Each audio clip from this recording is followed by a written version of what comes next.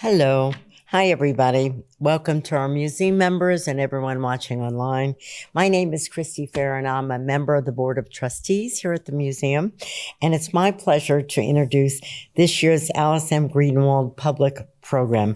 Alice served as the first museum director here, and that was back in 2006. That means she is responsible for everything you see here, above ground and underground in the plaza. And what she went through with that process. I mean, she was here for till 22, but the building process, there's the Port Authority of New York and New Jersey that builds everything, says they've never seen anything so complicated with any project they've ever done. And Alice spearheaded this with diplomacy and softness, politeness, and charm. And so I'm so thrilled to be here to be able to introduce this public program. She retired in 2022, and members of the board wanted to recognize and acknowledge her leadership of this institution with this everlasting legacy of having programming in her name. And today, it's fascinating. We're joined by two amazing women who reflect on their experiences as first responders, both of them in 9/11. And they're working today as historic women, having joined the FDNY. Brenda Berkman is a retired, well, you're not working now, you're retired, right? And you do your art, which is much more fun than having to be in a fire truck all day, right? Maybe not, okay. Anyway, Brenda is a retired FDNY captain. I can't believe you made it to captain. That's pretty good. That's pretty good. In 1982, she won her landmark sex discrimination case against the FDNY and became one of the department's first women firefighters. She served for 25 years and responded on 9/11. Brenda is also an artist, and lithograph prints from her series, Never Forget, 36 views of One World Trade Center are on display right here in our museum in a temporary exhibit called Towers Rising. She's a docent here at the museum, so I thank you for your service here and for your service for many, many years of the FDNY, and I just am thrilled to hear you made it to captain. You could have been chief, maybe. Who knows? That'll happen one day, right? Regina Wilson is a firefighter and president of the Vulcan Society, a fraternal organization of Black firefighters in New York City. When she applied to the FDNY in 99, she was the only woman in her training cohort. On 9/11, Regina responded to the attacks as a member of Ladder 105, Engine 219. And in 2022, she was a featured speaker in our anniversary digital learning experience, the signature educational program here at the museum. And also, I think you sung at the anniversary, right? Did you sing here? Downstairs, yeah. So you women are like multi-talented FDNY, and you have these other skills, whether it's art or singing. I mean, that's just amazing. And we won't embarrass you by asking you to sing today. We can do that another time. Anyway, we're really fortunate to have them, and I'm now going to turn it over to our current president and CEO, Beth Hillman. Uh-huh.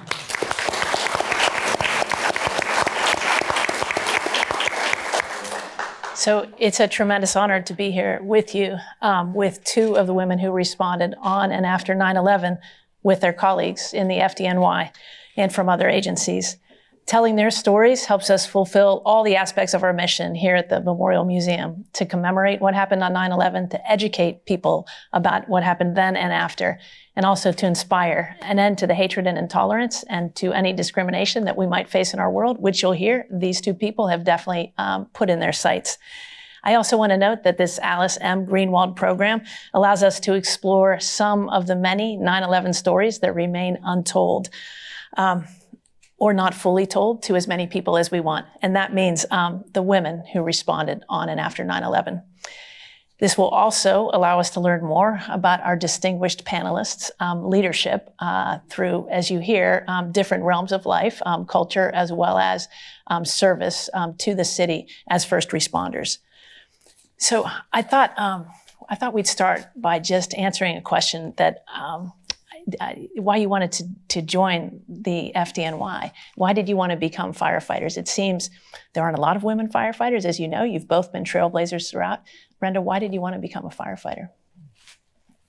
Well, there weren't any women firefighter role models for me when I was looking around for a career growing up. But my family really instilled in me the desire to be of service to my community. And I would say that that was the primary motivating factor for me becoming a firefighter, because when people don't know who else to call in their most dire hours of need, they call the fire department. And I thought, this is a great way to be able to serve my community. But I also, the physical aspect of it also appealed to me. The mental aspect, all the different kinds of things that you have to learn. I think Regina would agree that, you have to know a little bit about a lot of different things. Every day that you go into work is not the same. You never know whether it's going to be getting a cat out of a tree or going to the World Trade Center on 9/11. So there was that challenge as well. But the primary motivating factor was serving the community. I also have had to admit to myself over the years that I had gotten tired of people saying to me, you can't do that because you're a girl. Whether it was trying to sign up for Little League or doing something in school that was considered to be a boy's role at the time. There was no shop for girls, or, no sports, no Title IX, no sports, really organized sports for girls. And I was a big jock. So I said, this can't be right. The fire department really needs women's viewpoints, their experiences, their input. And so I applied. So I want to pull up a picture, the first photo there of you preparing for the physical exam that you took. Ooh, very roughy-tufty looking at the time. Yeah. Look at those biceps. Well, I'm only a shadow of myself. You know that. I mean, but at this time, you were in law school, right? And you were a marathoner. And how did you do on the first test that you took, the first physical test that you took for the FDNY? So the fire department had never allowed women to even apply to become firefighters until 1977. And why did they allow women to apply in 77? Well, they were forced to, because the Title VII to 1964 Civil Rights Act, this is, too much information, was amended to cover states and municipalities, but then New York had a hiring freeze on firefighters, so they finally got around to offering a firefighter test in 1977. After 11 years of not hiring firefighters because of a freeze, because of these the change in the federal regulation, but also because the city was in financial crisis at the time. But finally, they started to add firefighters. Yeah, so they allowed women to apply, but then they changed the physical abilities test to make it what their own test developer called the hardest test we have ever given for anything. Now, hard is not it's not going to get the test thrown out if they could have shown it was job related. In other words, that it picked the skill set that people needed to be trained as firefighters, right? And so all along during the testing process, all the media was covering about how this was an impossible test for women to pass. And lo and behold, out of over 400 women that passed the written portion of the exam, keep in mind there were over 10,000 men that passed that, only 90 showed up for the physical abilities portion, including me. And all of us failed, all the women failed. And there was stuff in the test. I thought, this is crazy. This is not measuring the actual abilities that we need to be trained. So I went and talked to a couple of lawyers, and Bella Abzug, who at the time had been a congresswoman, and we went down to the city, and they refused to change the test in any way. So we filed the lawsuit. And to everyone's great surprise, 5 years later, I won. Can we pull up picture number 4? Yep. There I am, in my little Proby outfit. And then that's 1982. 1982. Yeah, I was assigned a 17 engine. They had scattered the women who ultimately passed the job-related revised physical exam. 40 of us went into the academy together, and there was no more than one woman in any battalion. So that meant that, you would not see a woman unless it was like a second alarm. Right. So we formed an organization called the United Women Firefighters. I based our stuff on what women police officers had done when they formed an organization for women. And then I got elected first president of the organization. And so we have two leaders of that organization with us here. So, Regina, what made you want to become a firefighter? I didn't. This was no dream of mine. It was nothing I thought about doing. I went to an event called the Black Expo. It was at Jacob Javits Center where they had like Black vendors come out. And, you would have different companies, real estate, performers, clothing. I wanted to go shopping. I wanted to get some clothes, see who the vendors were, buy some shoes. That was the purpose of me going, and I was recruited. So the fire department had a recruitment table out. There were recruiters there, and they spoke to me, and they were like, this is a great job. You can make $1 million in 20 years. And I'm like, I'm in my 20s. I'm like, I want $1 million now. Why that doesn't mean anything to me. And I was like, okay, keep going. And they were like, oh, well, we make this, and then we make this in 5 years. I was like, I already make that money. So what intrigued me from their pitch was that they said it wasn't a lot of women and it wasn't a lot of African Americans. So I was just curious because I was like, everybody loves firefighters. Like, why wouldn't, Black people be appealed to this job? And then why wouldn't a woman do it? So that kind of intrigued me, but it didn't convince me.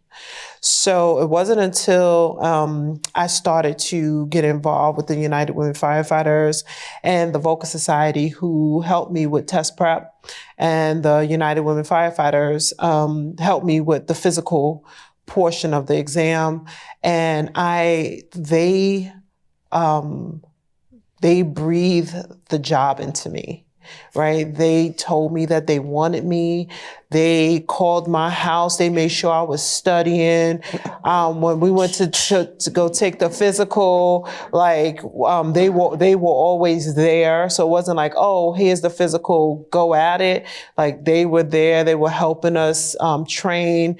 They were our biggest supporters. They were helping us to do all of this prep. And then I was like, wow, my job sucks. Like, or, everybody here says they love their job. Like, what is it about it that everybody says they love their job? So that's what kind of convinced me to look into the job. But I came out of school. I was trying to get in corporate America and make some money. I wasn't trying to be a firefighter.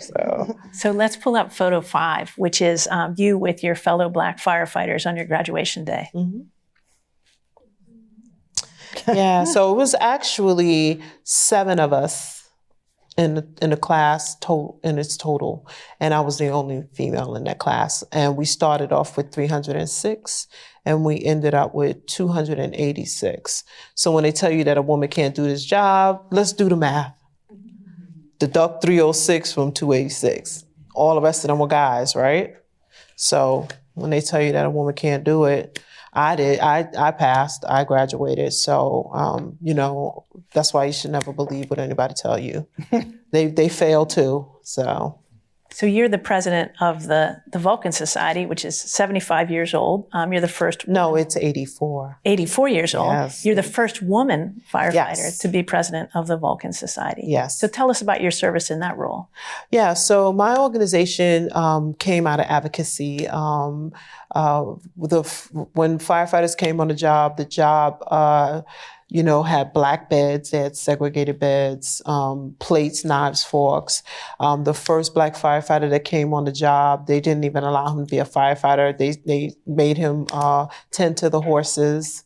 And it wasn't until Wesley Williams, who rose to the rank and became a battalion chief along with 41 other men, started an organization because of the racism and discrimination happening with Blacks coming on the job, and formulated this group. It actually, fighting against the fire department was recognized by the city councils, and so they just came together and started really fighting some of the discrimination and the racism within the department. And also the members in the Vulcan Society, when the women came on, they started a Godfather program. So they knew that we were an ostracized group and they were too, so they wanted to bring them in to kind of help them to feel that someone was there for them. So from that, I guess my organization, respected what women were doing in the job. And so that's why I think it was kind of easier for me to become the president of this organization. So among the, now they're called affinity groups, the fraternal organizations at the time when the first women came on, my group came on, only the Vulcans were the only affinity group that supported the women as an organization. And they provided, I read about Wesley Williams. The Vulcans were a tremendous influence on me and inspiration for me, because much of what the Black male firefighters had gone through in their struggle to participate and contribute to the fire department was exactly the same as what the women were facing when we first came on. So I'm going to ask you to pull up another photo number 3, which is firefighter Wilson at ground zero. If we could move ahead to the point in time when you were serving on 9/11. Regina, can you share how that day unfolded for you? Just so everyone can kind of, I guess, get content of this photo. For one, I came on the job in 1999. So this was in 2001. So this was a baby. This was a really forced, thrust-in way to come on this job with one of the most tragic events to happen across this country, I feel. But that day, I had actually got hired to work overtime, so I really wasn't supposed to be there. I worked the night before. I got hired on the day tour. And then when I was going to look at my assignment, some of the guys were coming in to work the day tour. And so my mentor, I was his probie, John Chapora, came to me and asked me to swap with me, because he was working in the engine. I was supposed to work in the truck, but he was trying to get into the truck and transfer over. He wanted to get some time, some skill sets. So I was like, okay, I don't have a problem with it, because I'm on overtime. I'm getting paid. I don't care where I work. If you want to work over there, that's fine.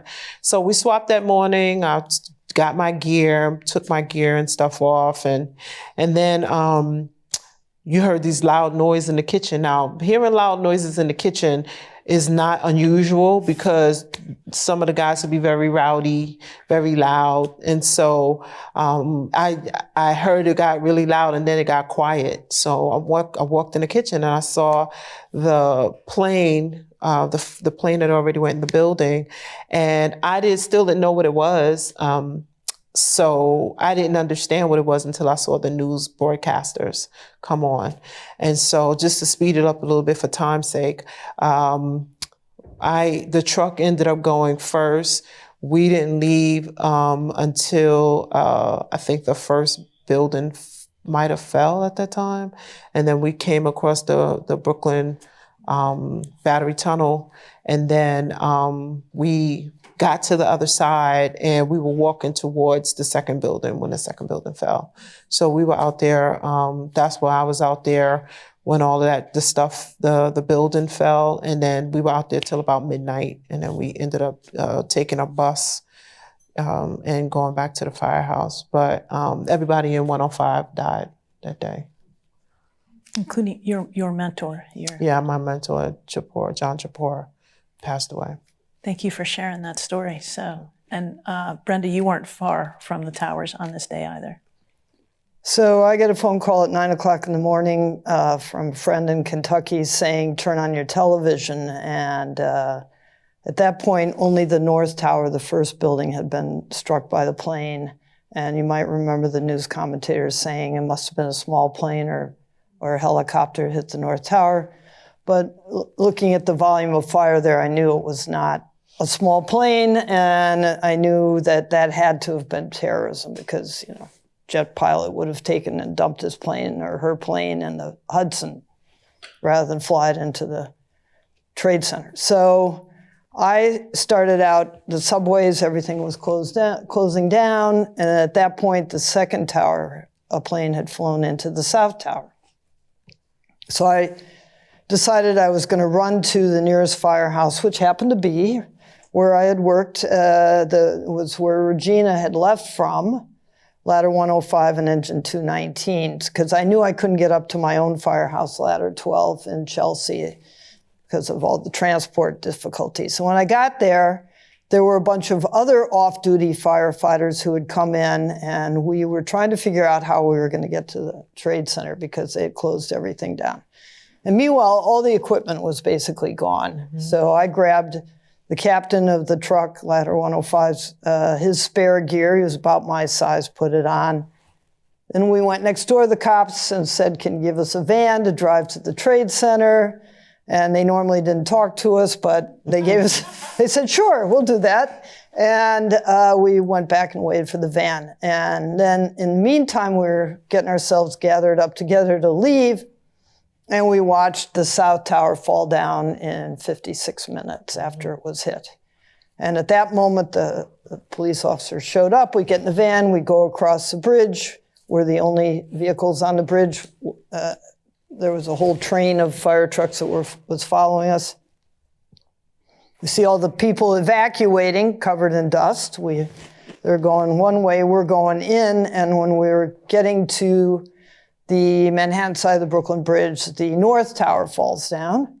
And now we're in a huge dust storm from the North Tower. And, well, you know, because we have to condense this, I found a bunch of my off-duty firefighters from Engine 3 and Ladder 12 standing on Broadway like they were waiting for me to show up, and we were given an assignment. But it was, like, as I'm sure Regina encountered that day, just beyond anything that you could possibly have imagined. And I had almost 20 years on the job at that point, and I thought, this is going to be it for me. I'm not going to survive this, but we have to do whatever we can do. Mm-hmm. And we started looking for, you know, anybody who might still be alive.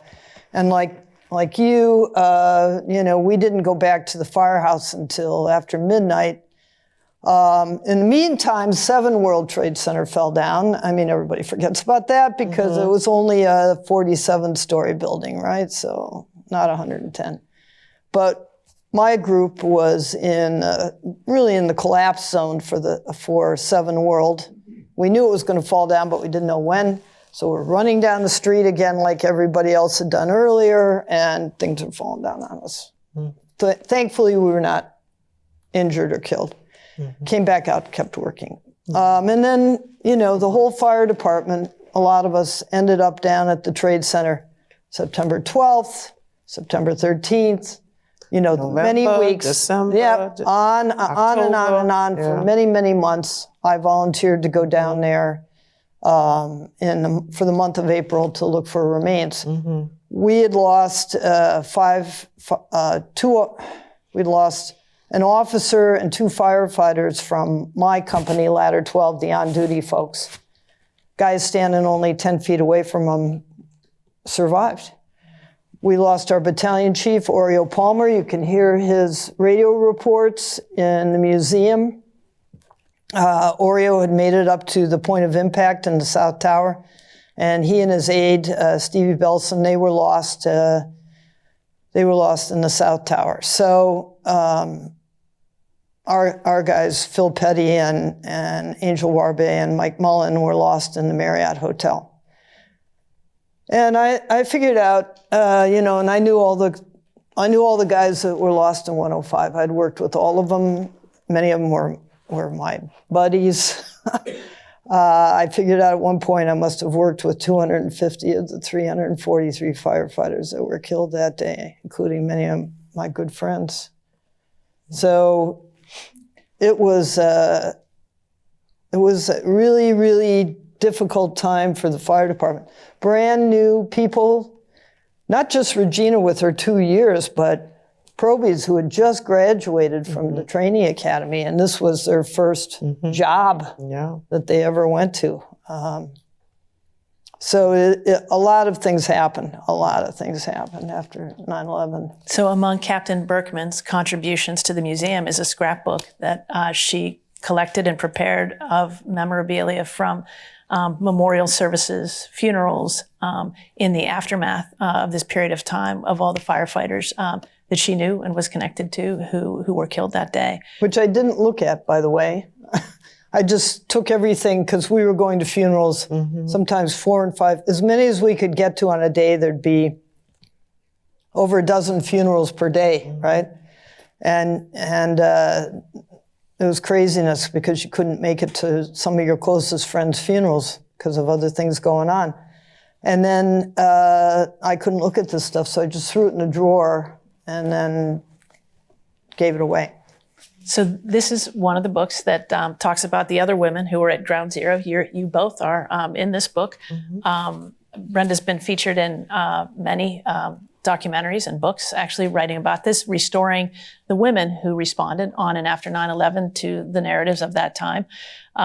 Regina's story is also told in our digital learning experience that Christy mentioned at the top of the program too. So there's more about your stories on 9/11 and afterwards. But because I have the two of you here tonight and you're both women who have trailblazed in the FDNY, I do want to ask you how being a woman has did influence and continues to influence your experience in the FDNY. I think for me, being a woman in the FDNY,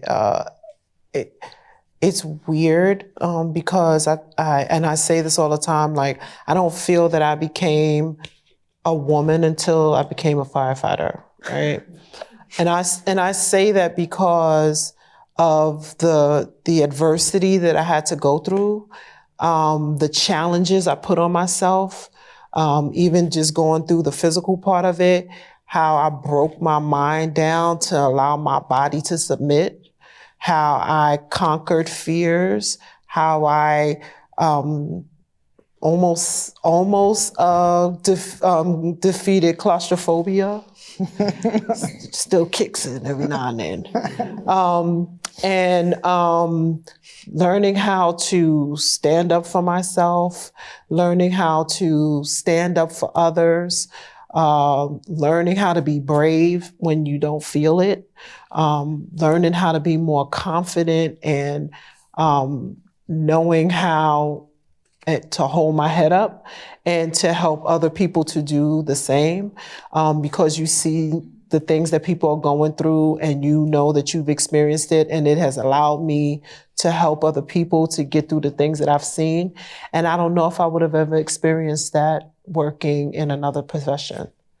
And although some of these adversities should not have happened with the discrimination and the sexism and the racism, but learning how to still deal with those same things now, I know how to, and I know how to defeat them, and I know how to dwell among it, and I help other people to do the same. But I don't think that I would have ever been able to become a confident, strong woman if I had not gone through what I've gone through, and then also for my heart to be touched and to feel a connection to the community that I do. I don't think corporate America could have done that for me. I think this job and this profession and having these skill sets is what helped me to develop. So. Beautifully put. I'm going to pull up a picture before you weigh in there, Brenda. This is photo number 6 of the first all-woman tour. Mm-hmm. I was not working, by the way. I was already retired at that point, but they invited me to dinner. Yeah, she had to witness this because we were trying to do this when she retired and they wouldn't let it happen. You know, you usually have your last tour. And so we were trying to get an all-female crew, and they wouldn't do it. So, Boo. yeah. So, Yeah, this was great fun. yeah. But it was a one-night only thing because Yep. all these women in this group were all pulled from different boroughs. Yes. In order to make this happen. So Serena, who's second from the left there, and Regina, you know, really assembled this together, which was great. Yeah, and it's actually, it got around across the country, and other departments started to do it. They started to have all-female crews, and they somehow now knew that it made sense. Well, the FDNY, because we're in the heart of media land here, you know, gets a lot of credit for things that other departments actually, you know, did ahead of us. So believe me, there are plenty of departments around the country who are much more progressive on diversity issues than the FDNY. So they don't qualify as being up at the top of that ranking. Yeah. But I also think it's the same way with 9/11, right? If it's not spotlighted and you don't see it, you don't know that it can exist.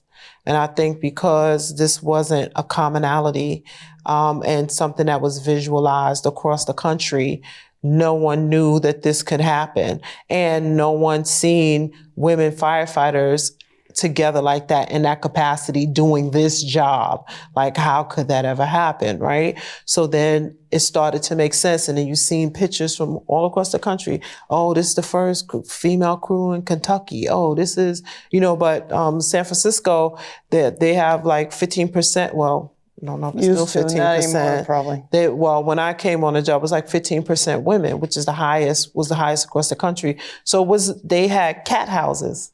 So that's what they called it. But there was mostly female firehouse. So it was not uncommon for that to happen. But for us, it was a rarity. Non-existent. Yeah, And never since. Never happened again. Never since. This was 2018, so it hasn't happened since. You may have 2 or 3 women working in a house. I think he was in the house, right? It was like 3 of y'all working on the tour? 3, yeah. So, yeah. So wow, and the city did not burn down. Shocking. Yeah. So Regina, you were the only woman in your class in 1999? Yes. And how many women were with you? And So there were, when everything shook out, there ended up being about 40 of us.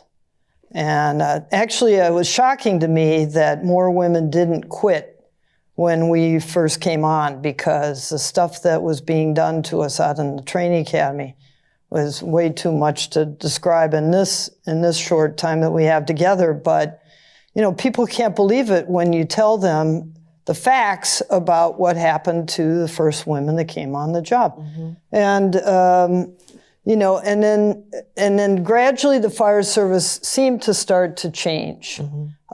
In the late 90s, you know, there was some more national diversity efforts within the fire service, some of which I was part of. And then 9/11 hit. And I would say that our country in some ways went backwards in terms of the way that they regarded the contributions of women and people of color and LGBTQ folks in the aftermath of 9/11. That, you know, what is it about psychology that wants people to be safe when they're under threat, right? And it just seemed like the safe thing to do was to go back to Father Knows Best. And so, you know, the women were invisible in the telling of the 9/11 story by the media. And we all know that today's news reports are tomorrow's history, right? So I had studied history. I have a couple of degrees in history. I love history. I've always been pushing for history. I tried to save all the women firefighter papers, preserve our history. Where's our book? Oop. Yeah, we made this book for the 40th anniversary of women in the fire department. This is, this is stuff that's important to me, but I didn't have time for all this. But suddenly my female firefighter friends from around the country were calling me and saying, what's going on out there? We're not seeing any women first responders getting any kind of stories about them. And I thought, this is crazy. I see all these women cops, 2 women police officers were killed on 9/11 and a woman EMS worker. And then all these women responded, and people like myself and Regina, among the women firefighters, none of us got killed, but some of us could have easily been killed that day. But why should you have to be killed in order to have your contributions recognized to what was an ongoing incident in New York City? So I started speaking about this, and there was about the invisibility of women in the 9/11 story. And over the years, I've really come to see that it affects women much more broadly than I was thinking about at the very beginning when I was focused on women first responders. Oh no, women office workers, women who lived in the area, women who came down here and volunteered in whatever capacity they could to try and help with a situation, not there in the story. And frankly, the right-wing media, started attacking me for being divisive. I thought, this is an inspiring story. We're saying as a country, we have to go into Afghanistan and help those Afghan women who are being suppressed by the Taliban and don't have any freedoms or rights or ability to pursue their dreams. And here we are in the United States where women supposedly do have those rights and dreams, and our stories aren't out there. And so these 2 women from California were similarly moved to tell women's stories. And they came to New York and they said, they contacted me and they said, we want to talk to women firefighters. And I said, do you have a publisher? Nope. Have you written a book? Nope. Do you have an agent? Nope. I said, when you have one of those, come back to me. Because I didn't feel like we had time to waste with people who weren't going to get it done, right? So they did. And these are the first-person accounts at the time, right? I think it was within months of 9/11 that they came out here and did the interviews. So it's not just women firefighters, it's women police officers, it's counselors, it's American Red Cross. lots of different kinds of women in this book. First responders, though, all of them. Yeah. And they saved these stories. Now, you have to take into consideration that by doing it so close to the event, people might not have said things that they would say today about, the women might not have said things that they would say today about what was going on, because it was an extremely sensitive topic as to, who tells the story, right? Who tells the story. And fortunately, we do have this. It's in the bookstore at the museum because it preserves those stories. And ever since then, I've been trying to advocate for increasing the women's stories. So, unfortunately, Doreen couldn't be with us tonight, but, the women dispatchers, the women EMTs and paramedics, the women who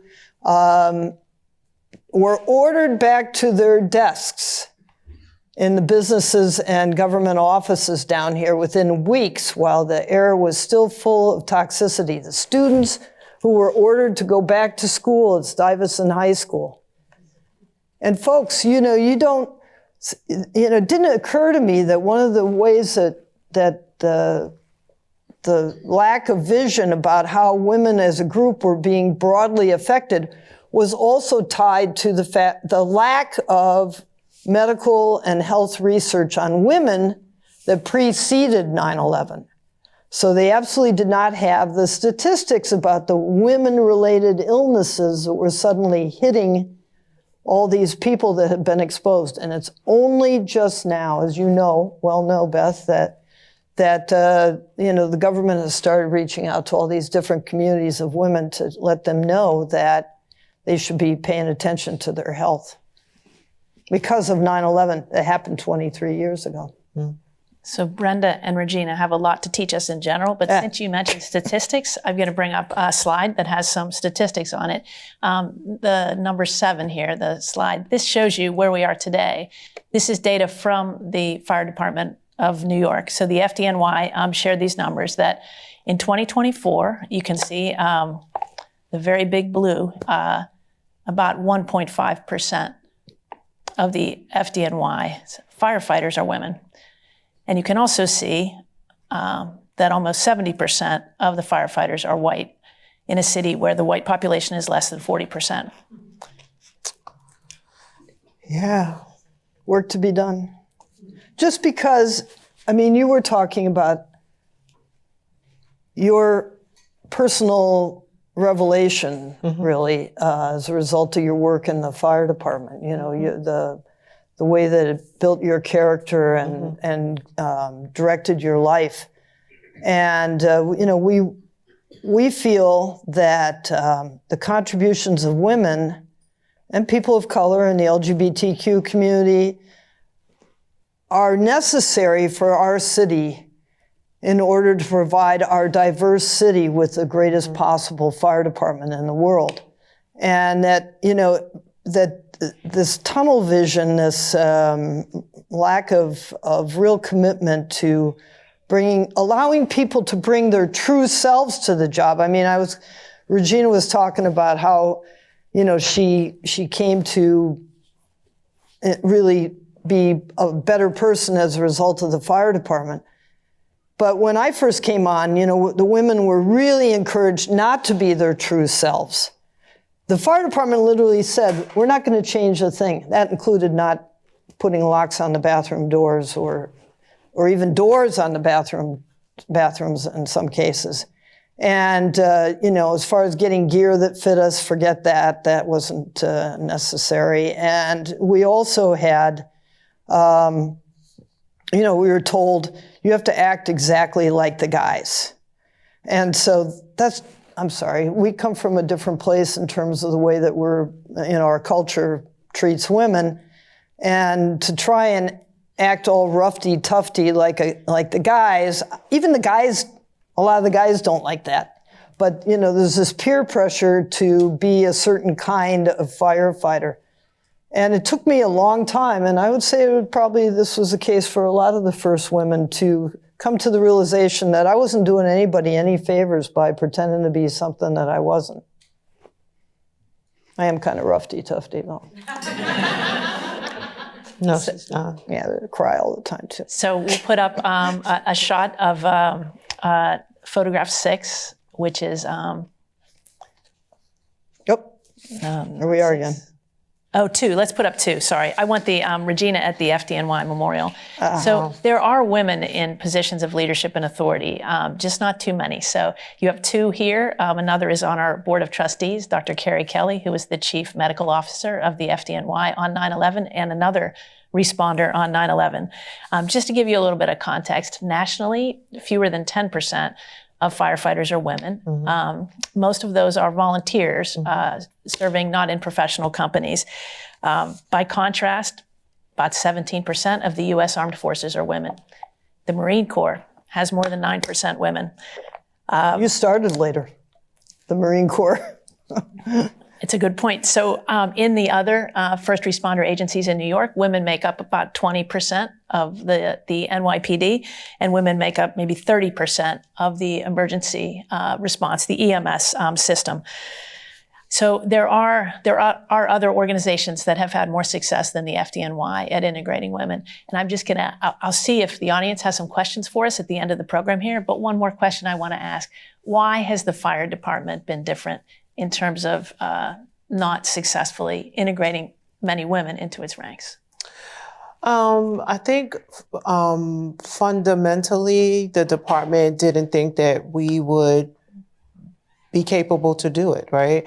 And it showed from lack of facilities, and unfortunately their mindset of it is still till today. Like they're still constructing bathrooms that is fit for one woman. Not knowing that, you know, we're having women that are coming in. We've never had a bigger class as the 40 that we've had when they first came in, ever. I think the largest class we probably had was like 15 or something like that, 16. So that's the largest classes that we've had.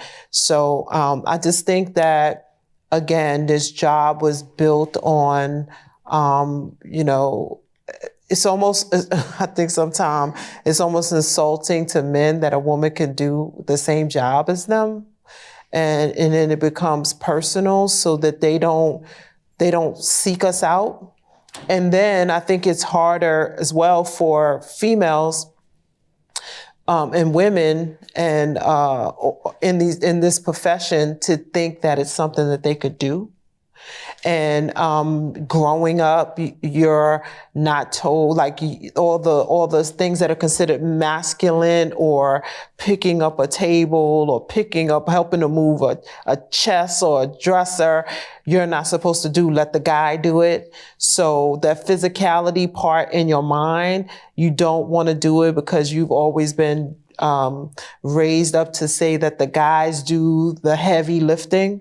And so it's like an onion. Like, we have to now strip all of that away from you to show that the inner side of the onion is your heart, it's your spirit, it's your soul, and in the middle of that onion is who you are. But we got to peel back all of the nonsense that told you that you're less than, that you can't do it, that, this is what men do. It's just a job, right? Either you can do this job or you can't do this job. But you got to pull back all of the negativity, I only see guys do it, so women aren't supposed to do it, or the people telling you, I want a guy to come and save me. I don't want a woman to come and save me. And I'm like, you don't even know it's me. I know. Like, Until you talk. Until I say, hello, like, you don't crazy. know it's me. So it's just the ideal of just this something that is not male doing this job is the reason why still today people that are in this job still can't respect us doing these jobs. So it's in the inner core, it doesn't go away, and it comes with us with elevating and going into different companies and going into different specialized units.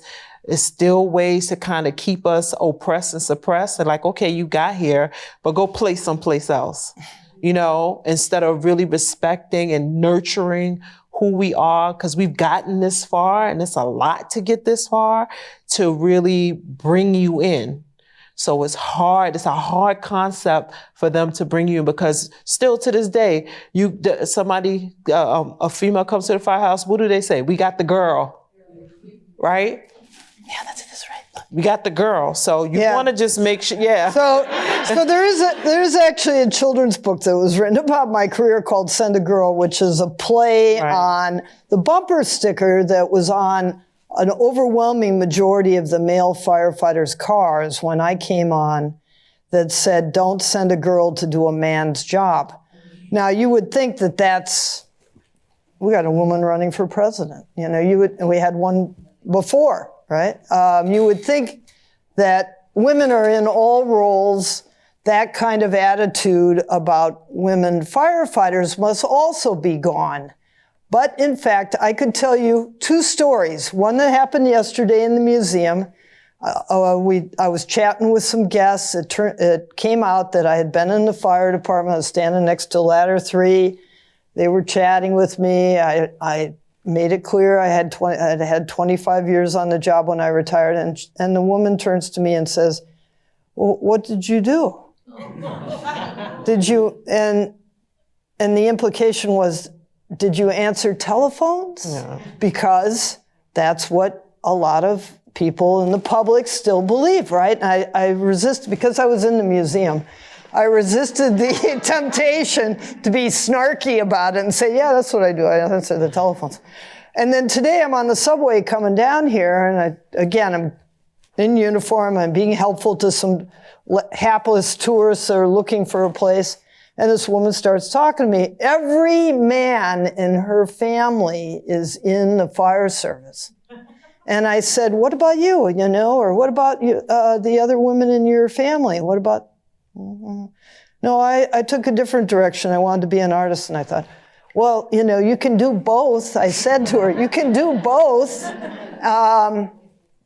It just doesn't occur to people still. That's why, you know, Regina and I, we always wear the monkey suit when we do public appearances, because honestly, a lot of people don't believe that you were actually in the fire department doing exactly the same thing as the guys. So you've got, you know, an organization that's very reluctant to change on many different issues, not just women, but where many of the male employees, not all of them, identify their masculinity with their job. So like Regina was saying, it's an insult that women can actually do this.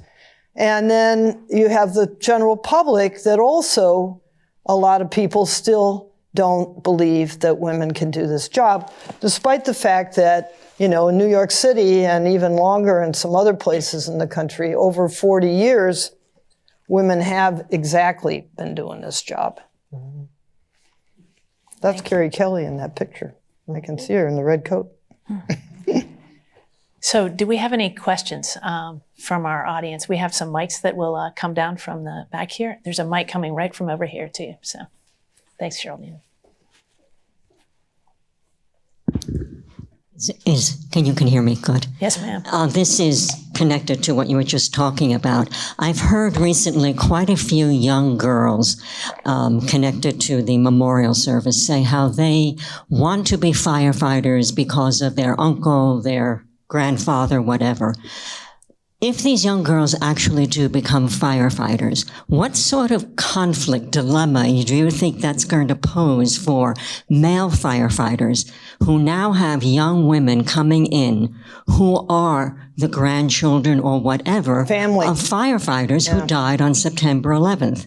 How do you think that that's going to be handled? They may not want them there because they're girls or women, but they come from a legacy now of not only the family legacy of firefighters, but of 9/11 firefighters. Yeah, we have that already. We have legacy female firefighters on the job. So that's already have happened. And, you know, they get treated like all the other legacies. Like the legacies get, you know, treated a little bit better. Not all of them, but most of them get treated a little bit better out of reverence for their family member that passed away. But we have female firefighters who came on the job and their dad died during 9/11. Not nearly as many, though, as men who have come on as legacies. Right, but I was just answering the woman. Yeah. Like we have some. Yeah. But you say not all of them. If not all of them, why not those who have not gotten treated better?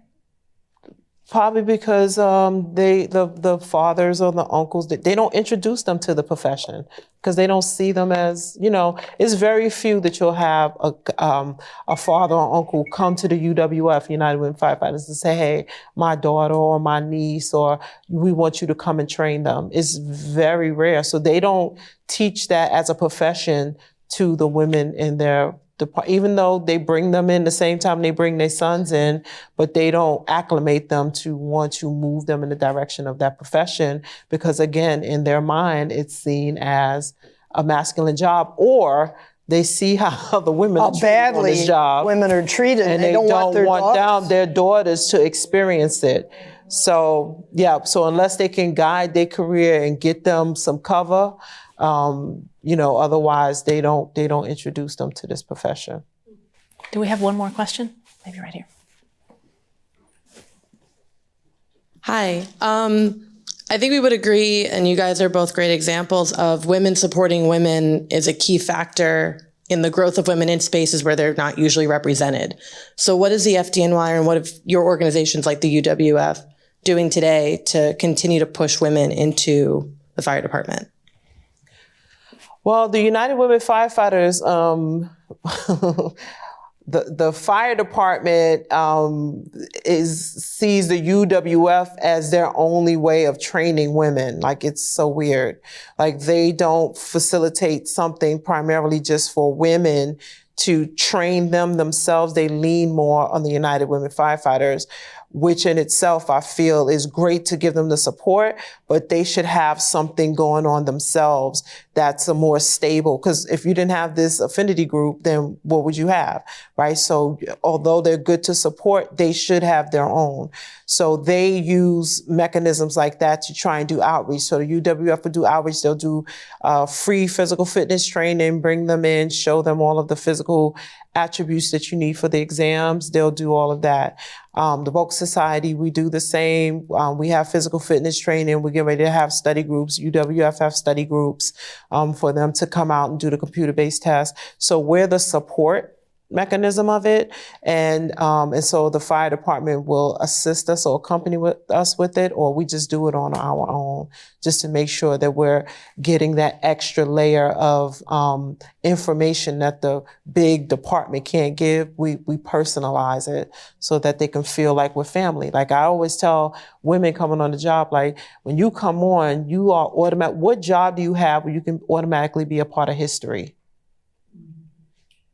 Especially for a woman, right? You come on, look at the percentage, look at the pie, right? You are automatically a part of history. Your name is ingrained in history. So what better way to make that plea to females out there?